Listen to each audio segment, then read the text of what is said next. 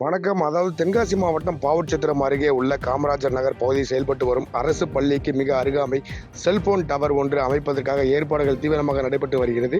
அந்த நிலையில் இதற்கு எதிர்ப்பு தெரிவித்து காமராஜர் நகர், பனையுட்டி, செட்டியார் உள்ளிட்ட சிறு கிராமங்களில் சேர்ந்த 500க்கும் மேற்பட்ட பொதுமக்கள் இன்று மாவட்ட ஆட்சித்தலைவரை சந்தித்து மனு கொடுக்க வந்த நிலையில் போலீசார் அவர்களை மனு கொடுக்க விடாமல் சுமார் 4 கிலோமீட்டர் தொலைவில் மறித்து நிறுத்தியுள்ளனர். இந்த நிலையில் தங்களது பாதுகாப்பு கருதி மனு கொடுக்க வந்த பொதுமக்கள் பெரிதும் தவித்து உள்ள நிலையில் அத்தியாவசிய தேவைகளுக்காக தங்களுக்கு பாதுகாப்பு கோரியும் மனு கொடுக்க வரும் மக்களை போலீசார் உள்ளே அனுமதிக்க மறுத்து வருகிறார்.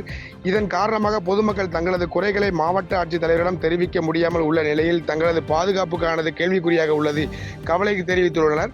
குறிப்பாக செல்போன் டவரானது பள்ளியில் அருகே அமைந்துள்ளதால் 1000க்கும் மேற்பட்ட மாணவிகள் கதிர்வீச்சு பாதிப்பால் பாதிக்கப்படைய வாய்ப்புள்ளதாக கூறி தற்போது அவர்களது பெற்றோர்கள் மற்றும் பொதுமக்கள் ஒன்று திரண்டு மனு கொடுக்க உள்ள நிலையில் அவர்களை மனு கொடுக்க விடாமல் போலீசார் 4 கிலோமீட்டர் முன்பதாகவே தடுத்து நிறுத்தி உள்ள சம்பவம் தென்காசி பகுதியில் பெரும் பரபரப்பை ஏற்படுத்தியுள்ளது என்பது குறிப்பிடத்தக்கது.